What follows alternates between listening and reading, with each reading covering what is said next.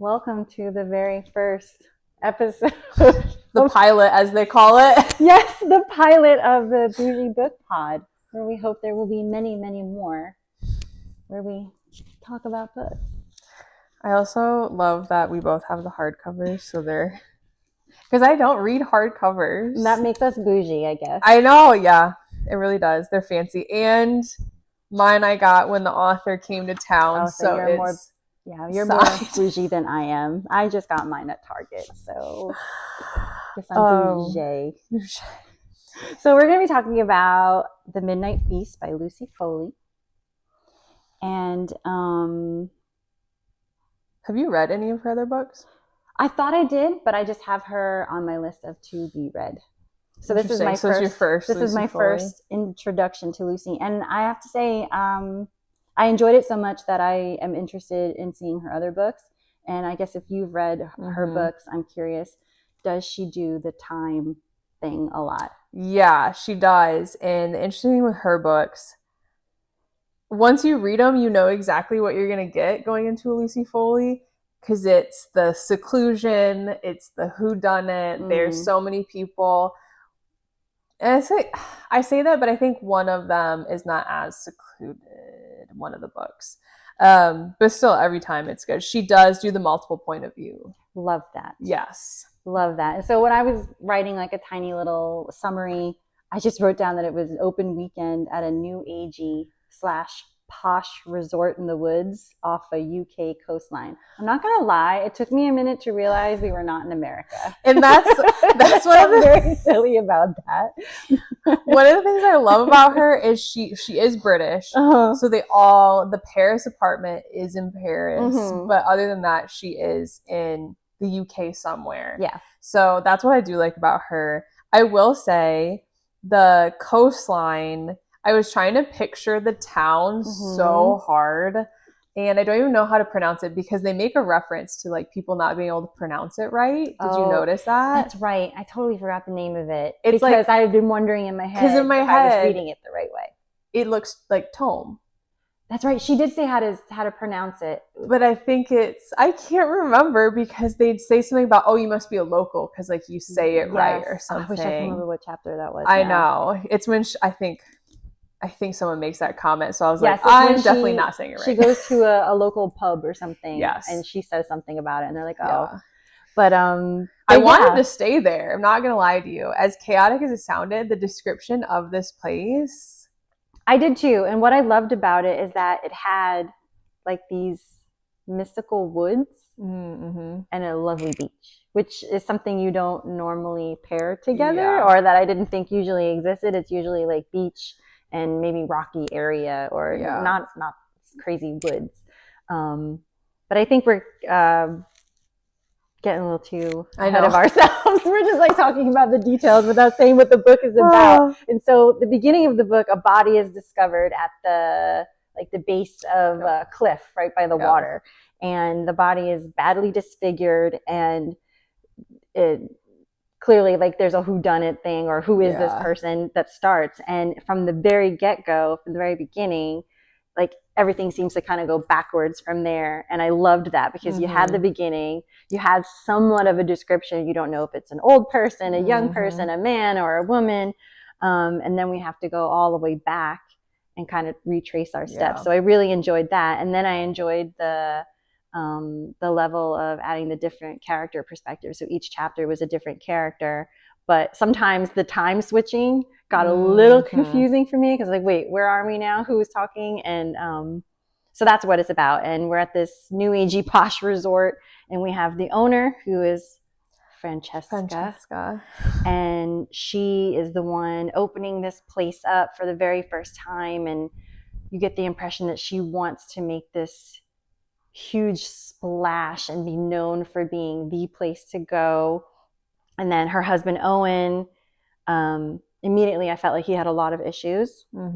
He is, what would you describe? He's like the architect. Yeah, I pictured Francesca being the put together and Owen as like the architect, but like more rugged, like the kind of the opposite. Yeah. That's how I like his physique and everything. Like, architect, but also like gets his hands dirty in it. Yeah, like they're not from the same world. Yeah. And then there's Bella, who is a guest who comes in for the opening weekend, and immediately you can tell that she's got an agenda to see Francesca, or the owner.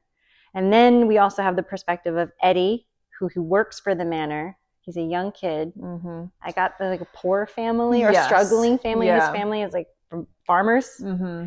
And so like all of their stories are commingling with each other to kind of somehow, in the beginning, I don't even know how we end up with this body, but somehow it ends there. And then the interesting thing too is that this posh manor, or whatever we want to call it, resort, is in the middle of this kind of, you give the impression of like a small town that is, it's not flourishing. Yeah, it's not posh. No. It's like hard-working, blue-collar people live there, and they've lived there for a very long time, and they have very old, set ways, and they do not like outsiders. So it's very interesting that even though that land comes from her family, and they also have been there a long time, they're not really happy about having them there. Yeah. And so then that's where like things get a little crazy. I thought it was interesting. Lucy adds in the journal, the diary, the summer journal, whatever you call that. Yes, that's Bella's journal. Yes. Yeah. And so you get those pieces added in slow, like very, very slowly. But what I like is you don't have it all revealed. Yes. You're still like, okay, who is she talking about? What's happening? And it's presented to you slowly but surely. And then like, boom, right at the end, it's like, I know. And you get excited. All the pieces are starting to come together, and you make predictions. Like, I think this is this person. I think this is because of that person. And I love when I'm wrong. Yeah. But I also love when I'm almost right. Yeah. And so, I mean, going on to like what we loved about it, I agree with you with the multiple point of view. For me, and I know some people hate it, but for me, it keeps the book going. Because it's like, oh, I've finished Francesca's chapter and it's a cliffhanger. I want to get to her next chapter. And they're short chapters, and that makes me feel like, oh, I can read more. Yeah. And then the next thing you know, you're done. In the beginning, it's hard, though, when you don't know who's who. And it would jump to Eddie, and I'm like, wait, who is Eddie again? Yes. And then Eddie talks about like his family, about his parents, about a brother who I thought was dead. And so... they put in all these characters, and then Bella's talking about, you're looking at her journal, and then she's talking about her parents, and then a boy that she liked, and there's a lot of characters coming in and out, and you got to remember, even though I loved all that, I do want to touch on something I didn't love, and it's the fact that the journal comes from 15 years ago, and every time, and so I think they were supposed to be 15, 16 at the time, and 15 years ago. Yeah. Okay, so that puts them at 30, maybe 32 present day. And every time Bella is described, it's like as an older woman. Yes, and do you notice who's always describing Bella? Is Eddie. Eddie. We get from Eddie's point of view. He's a young kid, but he's describing her as like this older woman. And I'm thinking, dang, I kept getting confused because I'm thinking maybe she's like in her mid to late 40s, which isn't old, by the way. But then when I realized, like, wait a minute, they're talking about a freaking 30-year-old, and they're talking about like the wrinkles on her face, or like her body has changed. I did not like that, because 30 is not, no, you're not looking like that at 30. The ages messed me up. Yes. I had a hard time tracking everyone's ages and getting a good read on that. Yeah. Because especially like throughout with the journal going back, and then Eddie being younger and all this stuff, and then at the end when everything unfolds, I was just kind of like, time out. In my head, you were this age, but now I think you have to be this age, and that kind of threw me off too. But the flashbacks were helpful with the journal. Oh, for sure. Very helpful. I will say, you, as someone who struggles with, I mean, I never kept a diary, to be honest, but I did. You want to hear about them? The journal for me, it was hard to be like, okay, wait, I'm going back into like a 15, 16-year-old brain, and like the way that she wrote. I had to like do that mindset. And I know, and that could be a little annoying, but I think she did a good job writing the way a 15-year-old would. Yes, it was accurate. It was the language that she used, the way that she described things, the things that she was focused on, the things that she was annoyed with. It was very 15-year-old. Yes, That's for sure. It fit really well. And then the other thing that I've noted that I really liked was the setting, which with her other books, if you read them, you'll love it too. Lucy's setting is always something's like out of place.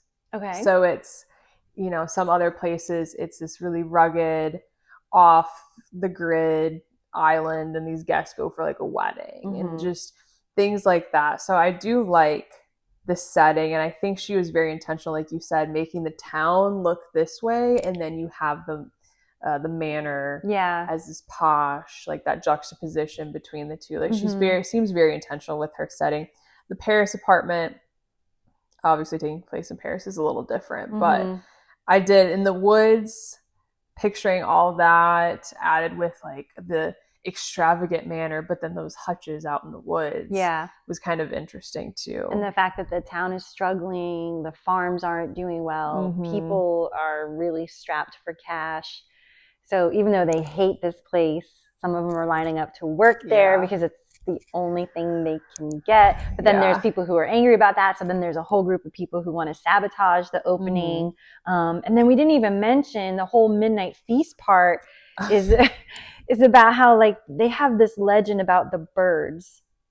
Yeah. Which I thought was really creepy. At first it was weird, but then the more they talked about it, it was very creepy about like certain carvings on trees and how like the birds are always watching. Yeah. How would you describe that? It was, so I'm not gonna lie, in the beginning when they described the birds, I was just thinking very like Raven, Edgar Allan Poe. Yes. And then they started to say like how big they were. And I was kind of dismissing it as like, this is just some crazy local like folk talk. Like this is, but then they really started to get paranoid, and I was like, should I be more paranoid about this? Because I'm not phased.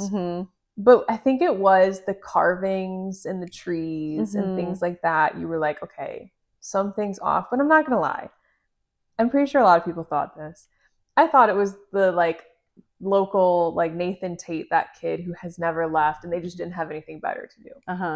Part of me was just thinking they're just messing around. Yeah. But as we learned, that is not the case.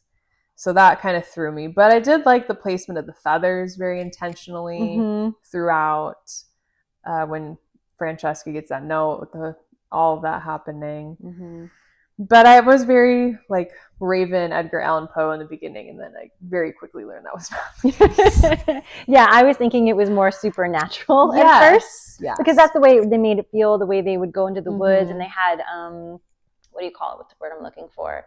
Like ceremonies in terms of like what they would use to call upon the birds or to get them to come. And so I thought we were going down a supernatural path, which I'm not gonna lie, I was a little excited about. Yeah. Because it was different. But something definitely was happening with the birds. And I guess we should probably explain that this girl Bella is there because she has some past with Francesca. And there's something that she wants to uncover, or she feels guilty about, or she's angry about, that she thinks Francesca needs to own up to, right? And so she's masquerading there in an attempt to get some closure. And that's what a lot of the journal entries are about, like learning about, okay, why is she there? What actually happened? And then the more we learn about Francesca, good Lord, I don't even know. I don't even know where to begin. At first, she comes off as very, very stuck up, she's very put together. She's very, we keep using that word posh, but it never feels genuine to me. Like she's definitely, she likes the finer things, but I think it's all a facade. And I remember when we were reading it and we got to a scene where she's having sex with her husband and he describes it as just like so violent. Yeah. And you were like, what in the world? Like, why is she like that? And my immediate thought was like, that's who she really is. She's violent. It felt like it was going to come out at some point. Yeah. because, like you said, it was not genuine. You could tell it was so fake. Like the wellness of, I just need to take a deep breath and recenter myself. And she does all those strange things. Like she goes to the masseuse who gets like an egg to find out what's going on with her. Like all these interesting things that I was just like, you can't keep that up forever. If that's not you to your core. And then her chapters were always written in a weird perspective where she was like talking about herself instead of like telling the story. It was always, she was talking about herself as she was the third person, which was very interesting. So it was almost like she was always on the outside of herself. Yeah. Trying to create this character of Francesca. And like everything was just, in the end, it all comes apart at the seams, but I think sex was the only time that she could be herself. Yeah. And I thought, damn, this chick is wild. Something wild is coming. Speaking of that, I thought it was so interesting. Their marriage, from the start, the way they described it, it just felt like they do not know each other. Yeah. Do not know each other. And I personally was just like, I can't imagine being with someone, living with them all the time, and I think Owen is when you kind of, his chapters start to plant like he might not know Francesca as well, but then he says like she obviously doesn't know me as well. Yeah. It's just like, man, this marriage feels very off. But I think there's motives behind it, right? So for Francesca, if we're thinking that she is trying to put together this character, having that good-looking, hardworking husband, that's a part of it. And he helps build her empire, right? And then for him, he's clearly trying to run away from an old life. And he sees her as like this dazzling, sparkling diamond of a new life. Yeah. Speaking of characters, I thought with Francesca's chapters, like you said, it's always from the outside looking in. She's the only one that doesn't describe a lot of the other characters. Because she only cares about herself. Yes. And once she realizes, which another thing, takes her very long to figure out who Bella is. Yes. For someone who reads the profiles of all of her guests, that seems a little odd that she didn't put two and two together there. Yeah. But that's the only person she like really talks about, and only because she's fixated on like getting ahead of Bella, like being one step ahead of her. Yeah. Otherwise, you don't get anything from her point of view with the characters. You get it all from Owen, Bella, and Eddie, and like the flashbacks. Well, she does talk about, she's got that assistant, Michelle, and she talks about her, but like in a very degrading manner. Which, you know what? When I was reading this, I kept wishing that like I could hear them all speak. I wanted to hear their accents, and I wanted to hear if there was a difference between like the locals' accent and then her, like if it was like a fake put on probably British accent, like something to make her feel more like she was a different level of them. But yeah, so she was a wild character, Miss Francesca. and I loved how she would talk about like her health and her wellness, but then like, oh, a little weed here it's fine. Yes. Or a little vodka, that's also very good for me. Yes. And I'm just like, oh, whatever makes you. The show, there's a Secret Housewives of Mormon or Secret Lives of Mormon Wives. Okay, I haven't watched it. I watched like a couple episodes and I couldn't. They're like TikTok girls, but there's this clip and it's like, we don't drink, we don't do coffee, and then this cuts to one and they're like, me and Winnie did ketamine once or like something. Francesca was giving me that. Yes, it was that like, oh, from the outside I look great and all, but like I'm gonna dabble in this, and that's okay because I have deemed it okay. Yes. Oh, and she also talks about like she's got the skincare line and she's got this line, but she's like, but people don't need to know that I've had Botox or I've done this and I've had fillers and I've done that. And I'm like, oh, okay. Which seems like a lot of the people in like the public in the world today, yes. But I mean, go off, do what you got to do. Just be honest. What didn't you like or what confused you? Because there are a couple things for me. Okay, so I already talked about like the age thing that bothered me, probably because I am old myself. And then the thing that, it's not that I didn't like it, but it confused me a little bit, was when we were introduced to Detective Walker. Okay, yeah. So he comes in and out a little bit, but his reveal at the end, and I don't know if we want to spoil that, his reveal I mean, at this Felt- point, spoilers. Yeah, I guess spoilers all around. But his reveal at the end to be a character, an important character, Mhm. felt a little, really? Yes. It was him? Yes. So, I mean, let's just spoil it. Okay. So, Eddie, who works there, who is younger, he works at the manor, has this brother that we think is dead. Dead, yeah. Talks about it. The room's untouched at the house, all this stuff. Mom is depressed. Dad doesn't laugh anymore. Yes. Ends up being Detective Walker. Yeah. Is his brother. Long lost brother who experienced some things at the hands of Francesca and her family and Bella when they were younger, and kind of went off the deep end, got his life together, became a detective. Yeah. I didn't love his chapters either. No.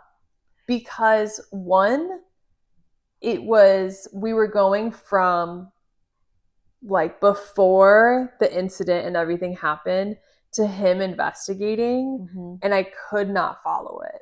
Yeah. For some reason. And his chapters were very dry. There was another detective who I couldn't follow who that was. I couldn't even name them right now. I'd have to look. I think it was a girl. I think so too. But that plot twist for me felt a little forced. Yeah, like it was thrown in last minute. Like, oh, this will be a good twist. And then, so if he ends up being this long lost brother, his previous chapters don't make complete sense to me because there's no breadcrumb of feeling on his part of like when he comes back to the town. He just seems like a curmudgeon-y, cold case detective. There's no sense of like, oh, I'm back here, you know? Yes. Like, you don't get any hint towards that. And then my thing is, if he wasn't going to pursue his family, I'm surprised he takes this case. Yeah. To go back to where it all happened. You know what you're getting into in that town. It seems like the tiniest town in the world. Yeah. So the odds of running into someone seem so high. I know, and no one recognized him. I mean, I know it had been 15 years, but we don't change that much. Yeah. That plot twist was I didn't like that plot twist. That plot twist. Freudian slip, I guess. Thinking about boobs. And Lucy Foley, heavy on the plot twist. I did like the plot twist. Yeah. Oh my god!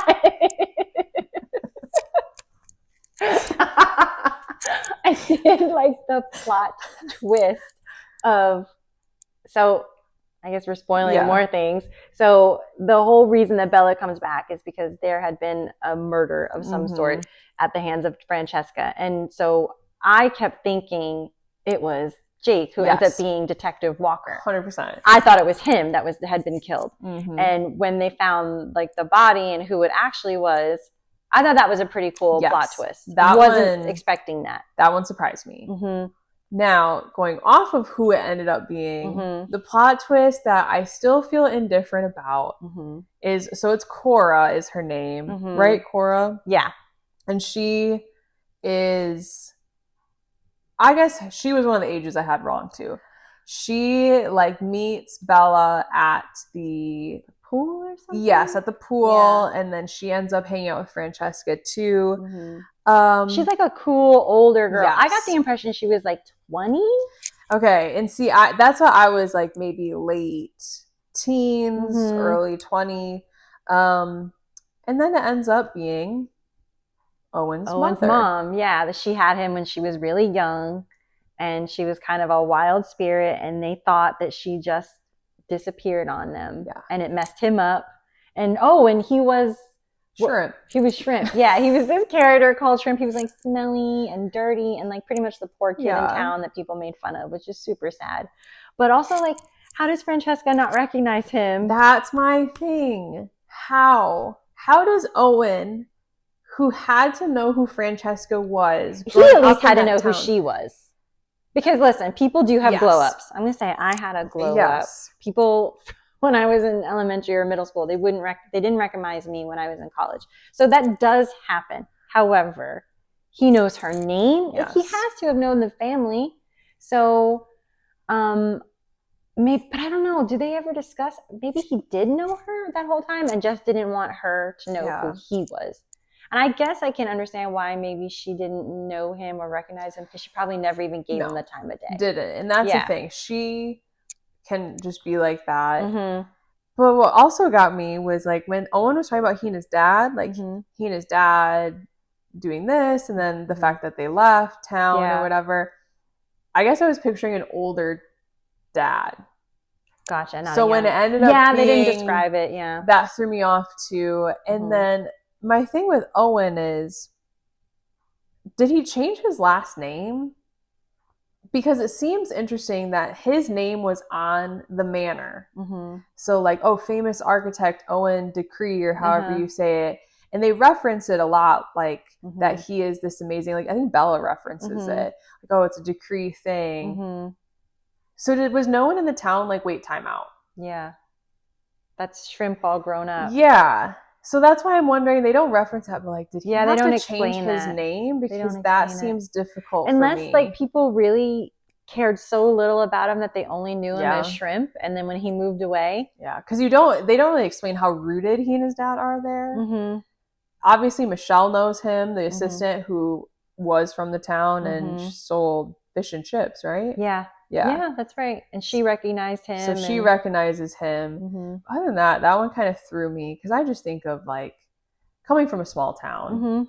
When your name, everyone knows your name, Mhm. even if it's your last name. Oh, you're so and so's granddaughter. Things like it's like, oh yeah. And I don't know about you, but if you keep in touch with friends from high school or whatever, when they Mhm. run into people that they haven't seen, they tell you about it. Like I Yeah. get messages like, "Guess you'll never guess who I saw. Yeah. You'll never guess what's going on with so and so." Yeah. So that was And the one so- thing I had a hard time with. But I guess not every book can be perfect. I know. Right?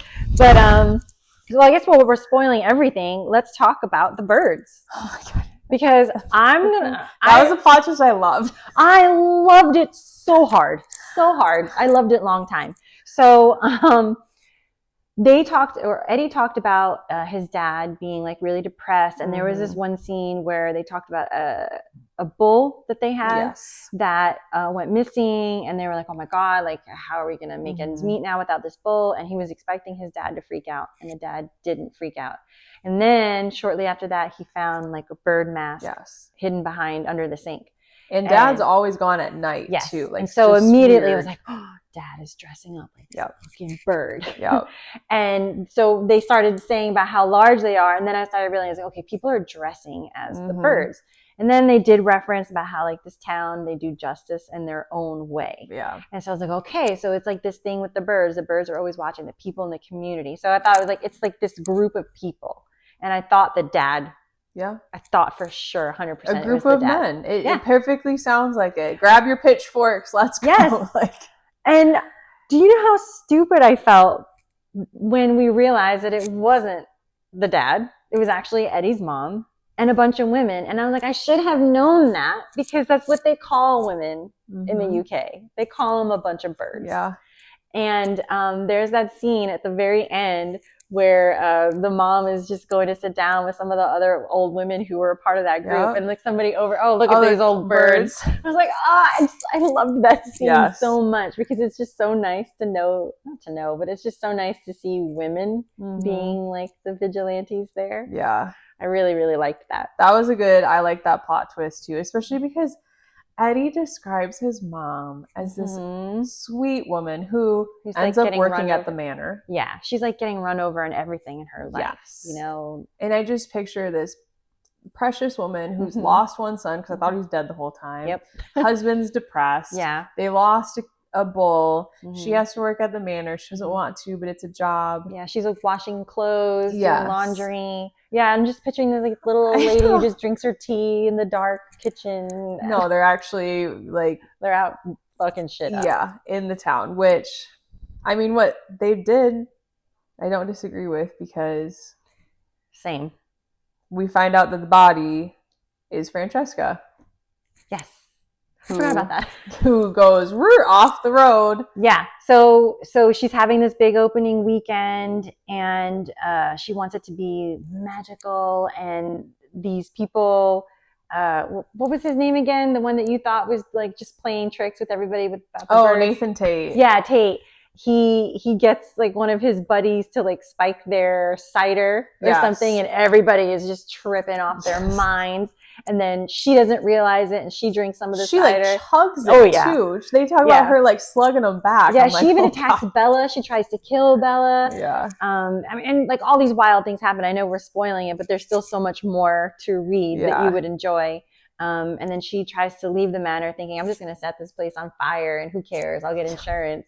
And the birds, they do not let that happen. Yeah. They follow her, and she's tripping, and she ends up falling off that cliff. You think she was pushed, or you think she fell?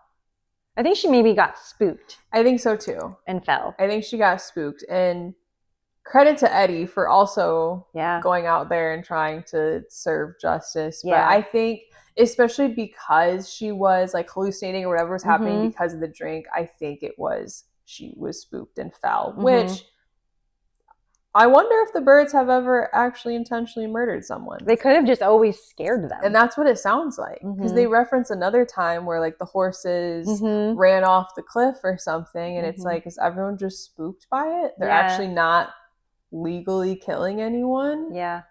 And it's just interesting to think that no one in the town knows that it's this group of women. Like they really like what I don't know. I guess it's just so secretive that they're not sure who is a part of it. Yeah. And I guess they would never suspect the women. But I do wonder if Eddie's dad had an idea. Yeah. But then they were saying like he didn't say anything about the bull because he was just feeling so guilty about being drunk all the time and like not taking care, or he left the gate open or any of that. But that brings me to my point of when I was like thinking about some takeaways, and it was interesting because you have totally different takeaways, which I love, is that whole thing about the whole vigilante justice. Why do we love that so much? Because there are moments where it's really bad. Yeah. But then there are moments where like, yes. You know, so there's this fine line. I actually, like a nerd, I did some Googling about it. And do you know that vigilantes started in 1771? They were called regulators in South Carolina, and it was basically like in the colonies of South Carolina where they didn't really have the representation from England, and so they had to regulate laws themselves as the people. And then even in the 1850s, that's when vigilante, the word started, because of the whole population explosion, because of the gold rush in California. And there was just so much crime happening with people fighting for, and they just had to take care of it themselves. But then you think of like the Old West, and it was just wild. You can't have vigilantism. But then I'm a murderino, and I listen to these like murder podcasts, and one of my favorite stories is about the Night Stalker. Have you ever heard of him? I don't think so. So Night Stalker, Richard Ramirez, watched the documentary on Netflix. But the way he was caught was by vigilantes. So basically somebody had heard like about a description of him or whatever, and they spotted someone that looked suspicious to them, and they just chased him in their car. And then once like word got out, like this whole community, it was like 200 people chasing him. They caught him, and they were just like beating him up, and he was so happy when the police got there because these people were going to kill him. But I mean, these people were lauded as like heroes because he was a serial killer. He was doing bad things. And so it was just like, I don't know. I think there's this feeling of, the little guy, we got it. Like sometimes maybe you don't trust authority, or there's just that feeling of like, they're not going to do it. We're going to take care of it. Yeah. And we love that so much, but there is that balance of it could get tricky. Yeah. And I wonder, just looking, you think about shows and everything you've seen, like certain small towns where the police officers aren't helping, and they are, the alcoholics in town will turn a blind eye and things like that. And we don't really get to understand a whole lot about their police system there. But it's so small, it's so secluded. So it's like they did have to, for one reason or the other, just take it into their own hands. Yeah, and it's like they know how we work, and this is how we get things done. And maybe the police or the system there appreciates it. Yeah, for lack of a better understanding. They just turn an eye because they're like, oh, they took care of it. Exactly. But I don't know. For me, okay, it's very different because I do come from such a small town as myself. So it just felt like everyone's past life needed closure, and in a messed up way, Francesca included. I felt like the manner going back to that property, even though she wouldn't admit it, it felt like, I don't know why I'm like vouching for her, taking a place that had a dark past. Mm-hmm. And yeah, she was doing it out of profit and for her Mhm. name, but also turning it into something that could have been better. Mm-hmm. So I felt like that. And then with Owen, when you do find out he's from there, Mm-hmm. part of me did wonder, is it him coming back to that life to prove, because he was shrimp? Mm. And even though they don't pick up on who he is, but Yeah. proving himself, like having that closure. Obviously, Bella wanted the closure. We know why she's there. And then I also wonder if that is why Jake, the detective, did take the case. Mm-hmm. If he deep down was ready He's the to one see who his started family. it all. Yeah. He's the one who knew she was going to be there. He Mhm. mailed a thing to Bella that got her thinking, oh, maybe I should come. Yep. He's the one who was like, let me see if I put these pieces in place, Yep. will it unravel? Which is interesting to me because I want to know like what he thought would come of it. Just Yeah. like, oh, a verbal confrontation. And now Yeah. he's like, oh crap, I have a murder I have to go investigate. Yeah. And I mean, part of me wonders when he was driving there, like if he was like, what did I do? Yeah. And then I wondered too, because the book ends almost like not really a happily ever after, but kind of. Is there any repercussions to what he did? Like, he is a police officer and he put these things in motion. I guess they just don't talk about it. Well, that's the thing. I wonder, like, you know, Bella's not going to say anything. No. They're not going to say anything. They're just going to let it happen. But yeah, the fact that he was pulling the strings, but not like just seeing if the rock would fall and they'd all go was interesting, because you get the feeling that he's not trying to pursue his family, but like maybe he is. I don't know. It was kind of. Yeah, that was another thing that bothered me. I don't think he was trying to mend the family. I think he was just trying to mend that moment in time that really messed him up. Yeah. Because I didn't get that feeling of like, oh, I'm home, or I'm sorry. Like, there was no I'm sorry I left. It was none of that. And it's just funny because the whole time we're thinking he's dead, and Eddie's like, no, he just left. And you're like, oh, what? Yeah. But I don't know. I think it's kind of weird to just come back. Yeah. Okay, I'm ready now. But you don't know when people have traumas, right?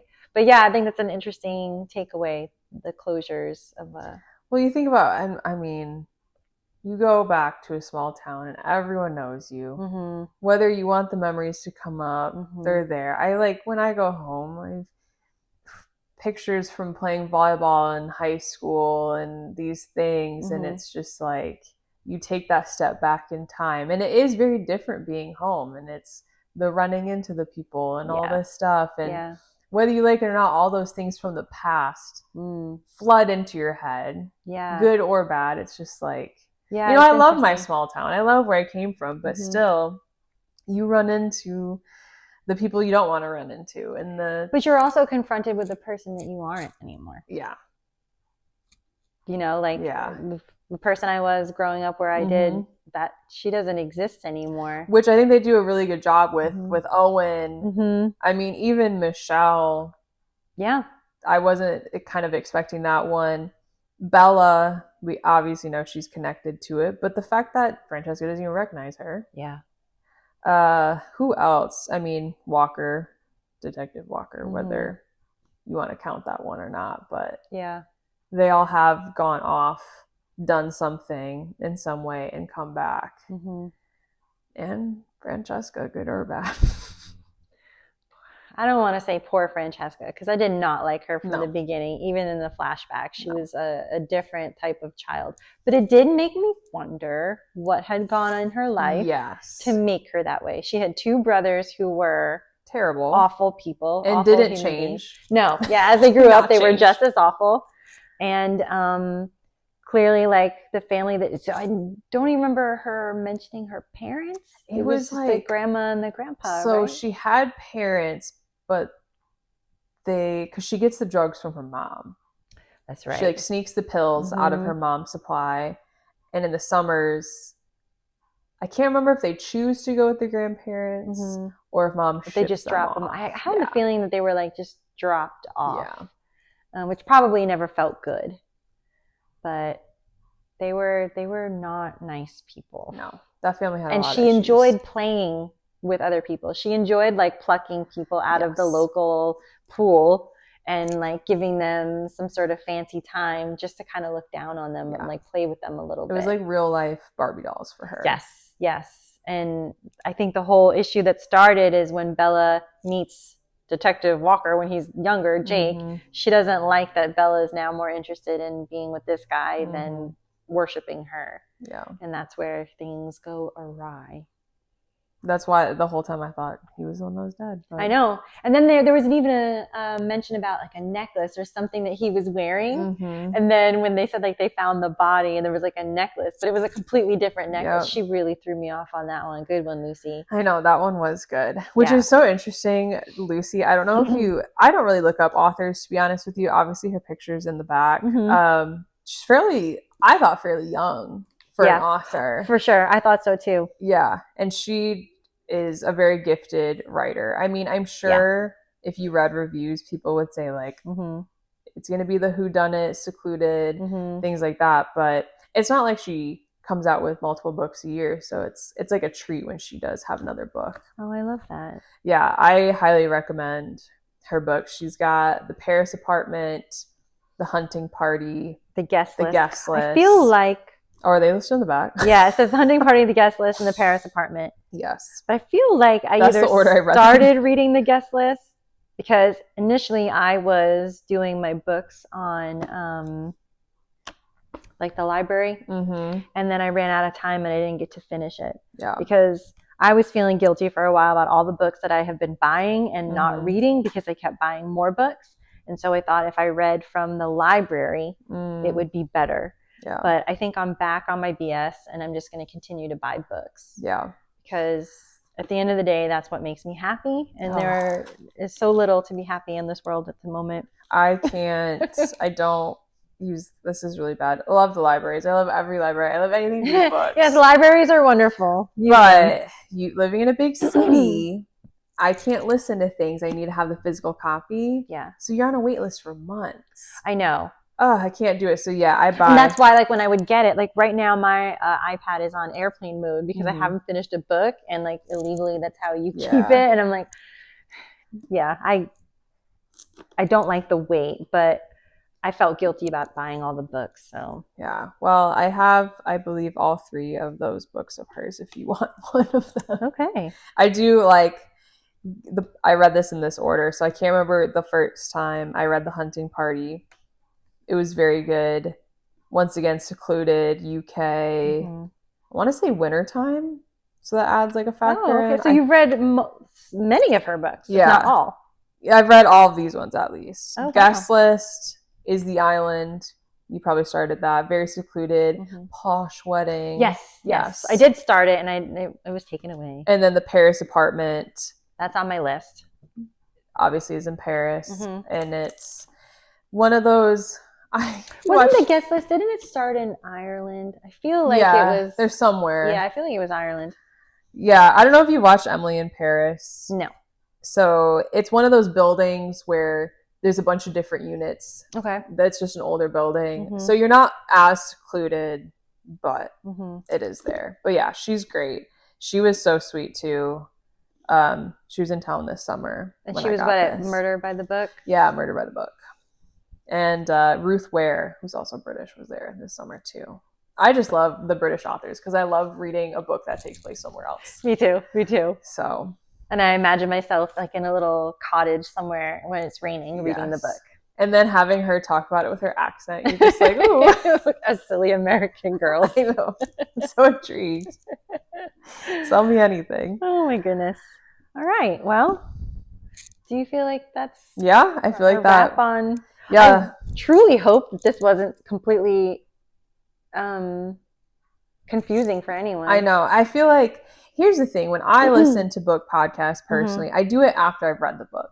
Yeah. Because 1, spoilers. And 2, you can follow, especially with all the characters that you're mentioning. And then, you know, they discover this body and this body, but then you have all these flashbacks and all these moving pieces. So yeah, this would definitely make the most sense after you've read it. Yeah. I agree. Yeah, I don't like to listen to podcasts about books that I haven't read because, sometimes you do get lost because people start talking about the things that they liked or they spoil something and it doesn't quite make sense. So hopefully if anyone enjoys listening to this, they'll want more and we'll do more. And that will be fun. And if people haven't read the other Lucy Foley books, highly recommend. Yeah. And if you have other whodunit recommendations, let me know. Yeah. Let us know. Okay. So that's that. Keep reading.